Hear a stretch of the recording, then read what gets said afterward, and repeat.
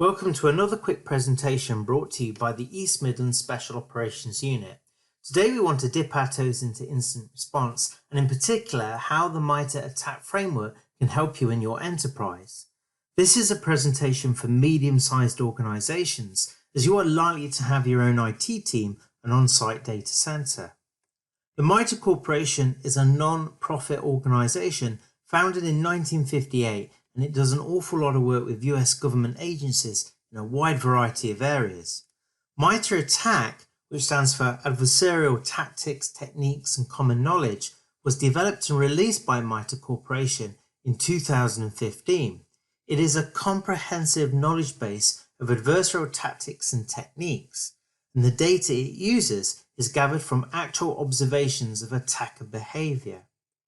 Using the data contained in the MITRE ATT&CK knowledge base enables your cyber defense team the ability to understand attacker activity and then determine the best options for defense. The framework is free and open to everyone. The MITRE ATT&CK framework enables you to think like an attacker by showing you the steps they will most likely take once they're inside your network. This means you can identify potential security gaps, assess if this poses a real risk to your organization, and from that, decide which gaps you want to prioritize and address the most by deploying security controls or other resources. The framework goes beyond typical attack analysis, which tends to focus on how good your perimeter defenses are.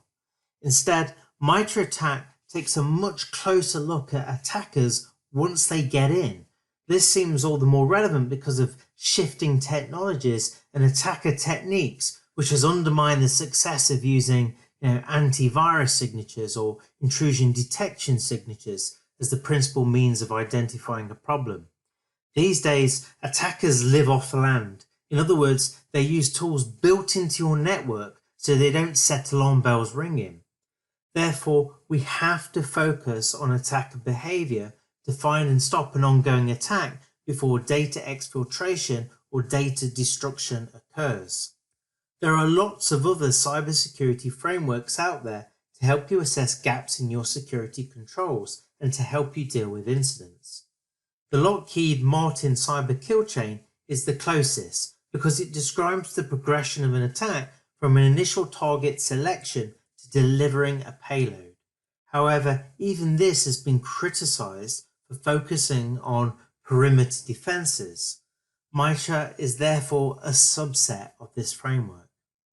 There is also a MITRE pre-attack framework which helps cyber defenders prevent an attack before the adversary can gain access to the network.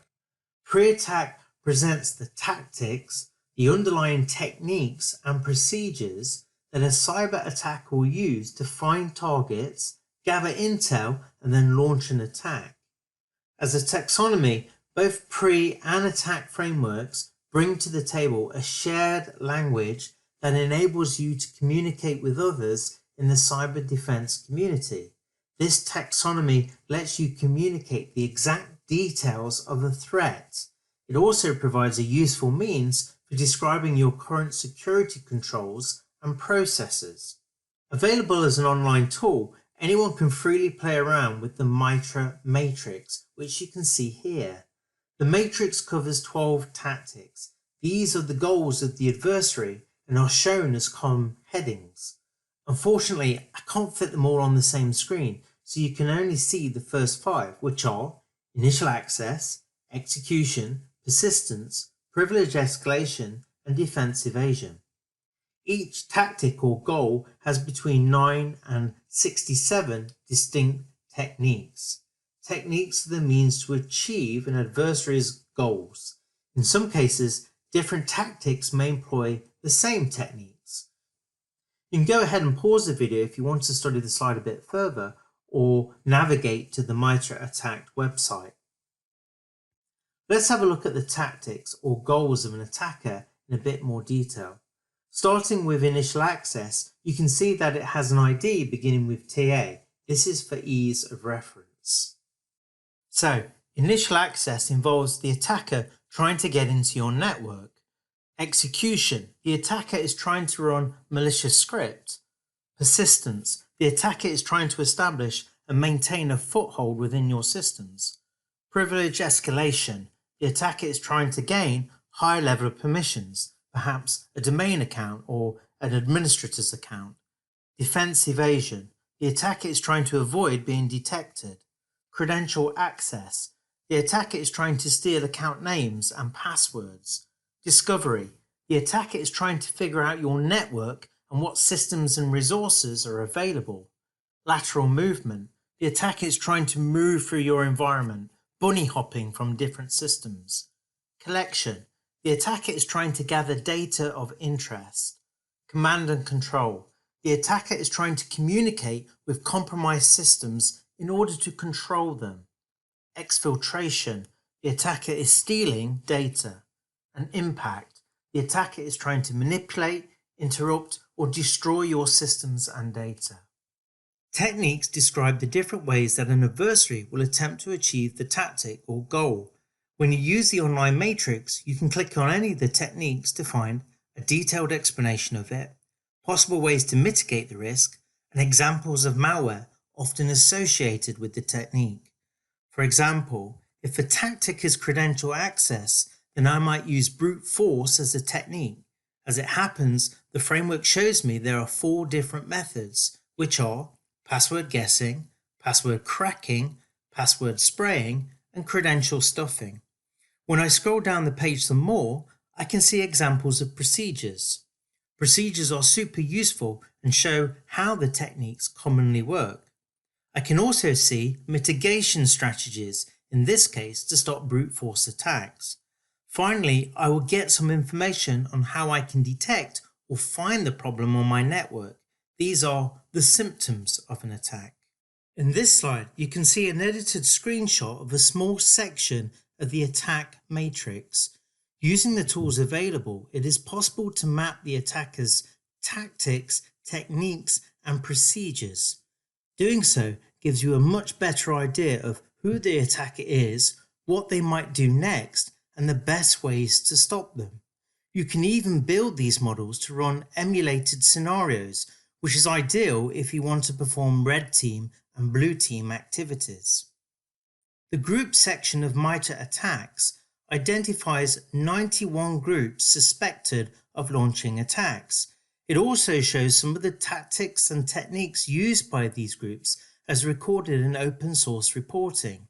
This is really helpful because you can start to pinpoint the groups most likely to represent threats to your organization and then get to know their tactics, techniques, and procedures so that you can deal with them.